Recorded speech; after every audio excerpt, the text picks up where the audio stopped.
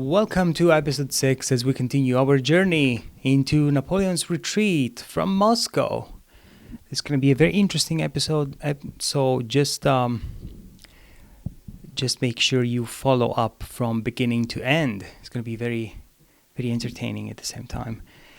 In his final letter from the Kremlin, Napoleon announces his decision to retreat. The letter, however, reveals a man shaken by the failure of his campaign. When he arrived in Moscow, he was at the height of his power. But now, as he prepares to leave, he is far more vulnerable. This letter marks the beginning of his gradual downfall, revealing a side of Napoleon not often seen, and it's his deep frustration and emotional turmoil, more intense than even his previous declarations of love for his empress or his son. Moscow has brought Napoleon to his knees, and his men now prepare to leave the city. From the diary of Sergeant Bourgogne. Among us was a young and beautiful woman, said to be from one of Moscow's prominent families. She had made the foolish decision to fall in love with one of our senior officers, and even greater folly followed when she chose to join him in their retreat.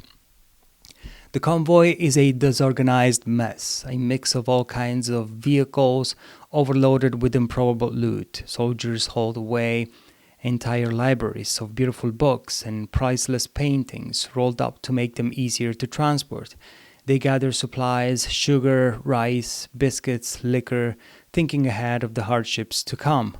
Alongside the soldiers, the civilians of the Grande Armée, ambulance attendants, engineers, blacksmiths, bakers, farriers, flag bearers, with their wives and children, also joined the occupation of Moscow. This growing crowd, mixed with the rear guard, will soon become a serious burden. Kutuzov's strategy is simple. He understands that the harsh climate will work in his favor. He knows that his Cossacks, supported by light cavalry units, will force the French to march along narrow roads, cutting off their food supply and condemning most of them to starve. Kutuzov's brilliant plan might be to make Napoleon retrace the same steps, the same road back from Moscow.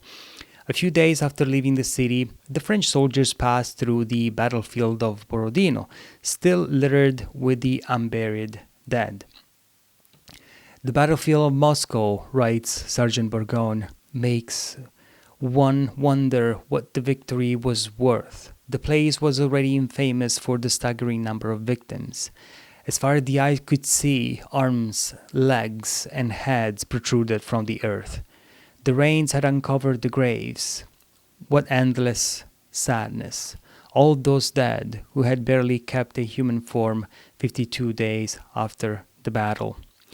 Heinrich von Ross, a doctor in the Grande Armée, recalled, "Whenever we camped along the way, when the wounded had to be moved from the carts or have their bandages changed, they were abandoned by the cruel vivandiers, by wealthy, arrogant women, or by fellow soldiers who showed no mercy.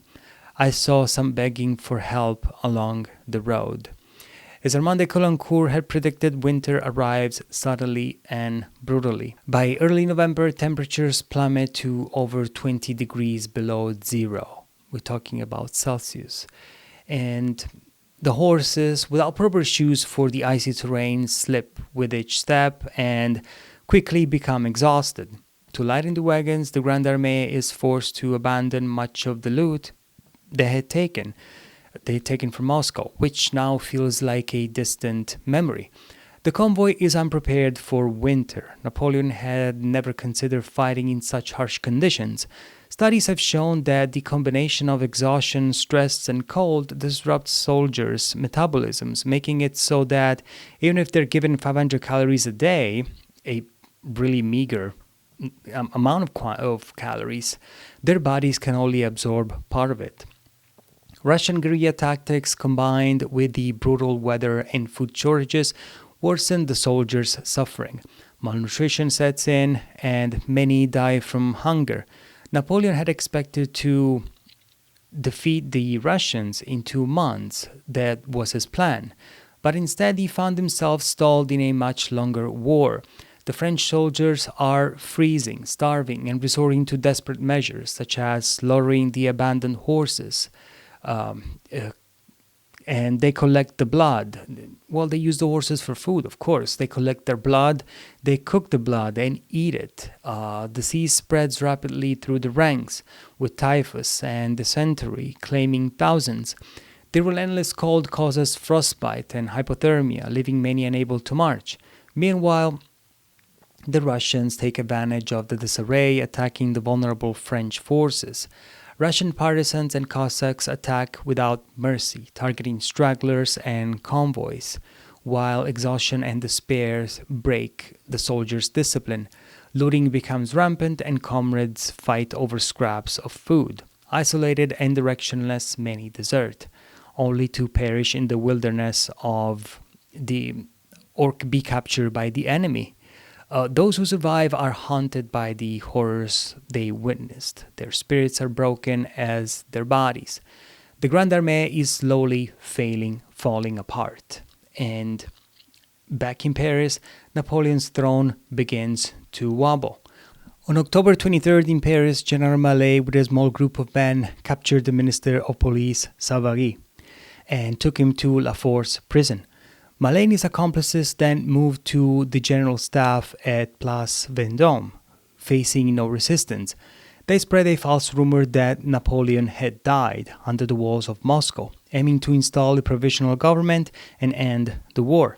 At this point, Napoleon's image in Paris had significantly deteriorated. When he hears about the attempted coup, he is determined to return to Paris quickly before the situation worsens. Meanwhile, back on the ground, the death toll among the Grande Armée continues to rise. By mid-November, only 42,000 soldiers remain fit for duty out of 104,000 who left Moscow. The rest have died from hunger, exhaustion, illness, desertion of battle, or battle they fought, and have been captured by the Cossacks. Napoleon, now nearing Smolensk, hopes to continue south to richer lands where he can replenish his supplies. However, the Russian army blocks his way, forcing him to retrace the same path back to Smolensk he had taken earlier. He hopes to find food and fodder for the horses, where, as he had ordered supplies to be stocked in the city. When he left Smolensk early, he left a group of his men to amass resources for a fallback plan so they could replenish their stocks and be able to survive and return safely to Paris.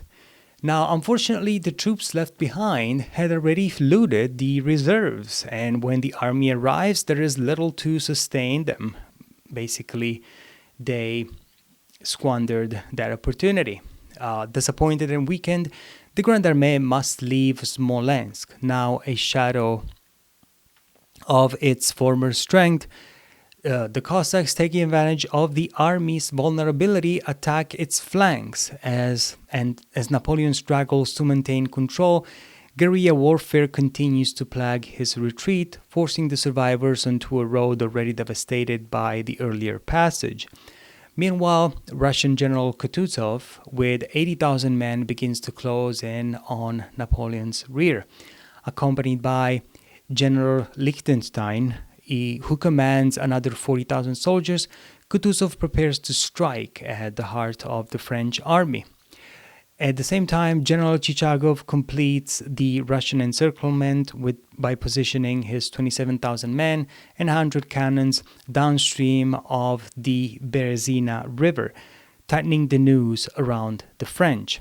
Chichagov controls the only crossing point, the Borisov Bridge, a critical position.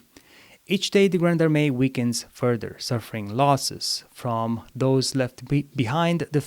For those who are left behind, the fate is grim, because the cold is brutal, the wind sharp as a razor, cutting through the bone. Limbs become brittle and fragile like alabaster. Even the slightest movement causes joints in the feet and hands to snap, but without pain. Soldiers, desperate for warmth, strip the dead of their clothes often before the bodies have fully frozen. The process is merciless, with many finding themselves naked before taking their final breath. Sergeant Bourgogne recalls the horrors of the retreat. Exhausted from this inhuman march, I stepped out in line and joined another soldier. I had a potato left to eat, but out of selfishness, I didn't share it with my starving friends. But it was just ice, nothing but ice. It slid off without breaking into a piece. I felt a terrible urge to sleep, but I knew that if I gave in, it would be fatal. I had to keep moving, walking and staying awake.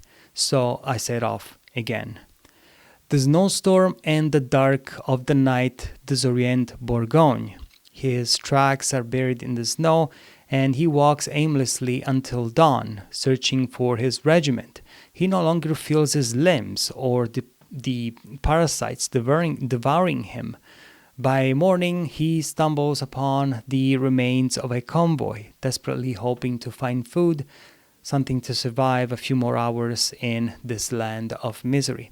Bourgogne writes, "One must experience the rage of hunger to understand it. If it were cooked, I would eat the devil." Hatred mixes with compassion, but the Russian soldiers are also suffering. A prisoner is just another mouth to feed. Choices must be made. As the French army pushes onward, the toll of the retreat becomes undeniable. Stragglers, the sick, and those too weak to continue are left behind. The fates sealed by the harshness of both the Russian winter and the unforgiving enemy. But as Napoleon's forces near the Berezina River, the stakes could not be higher. The Russian forces closing in from all sides are determined to strike a decisive blow. Could Napoleon's strategic brilliance once again outmaneuver the enemy, or would this final obstacle be the end of the road for the Grande Armée? As the French scramble to find a way across the frozen waters, the battle for survival takes on a new urgency to make it across, and what horrors await those who are left behind. Well, we are at a point where the situation is really, really dire for the army. We see the numbers of the Grande Armée diminishing on a daily basis with a raging winter and cold. As described by Sergeant Bourgogne, hunger strikes, and if he could eat it, he could eat the devil if he could. And there is really something that makes you think about the horrors that these men faced. And just imagine also on this huge caravan of people that followed the Grande Armée. It wasn't just soldiers, it was just military personnel. It was a bunch of civilians who tagged along to their family members. Maybe they had a soldier who was part of their family, so they just went along. And of course, other professions and other people with different trades that followed along, because you need to think that an army that started with 420,000 people, soldiers, with this huge caravan of people, they need a large and crazy amount of logistical support. Therefore, that's one of the reasons why these people followed along. But under normal circumstances, there will be a well-thought approach. If you have a normal weather, they become a liability when you have a situation like this, where you have extreme cold and people are unprepared for the winter. Well, we'll find out what will happen next time at the Berezina River. Napoleon will face really a tough challenge before heading down and going toward Paris, and we'll see how those events will turn out. In the meantime, thank you very much for following up so far, and I will see you next time for the next episode. Bye.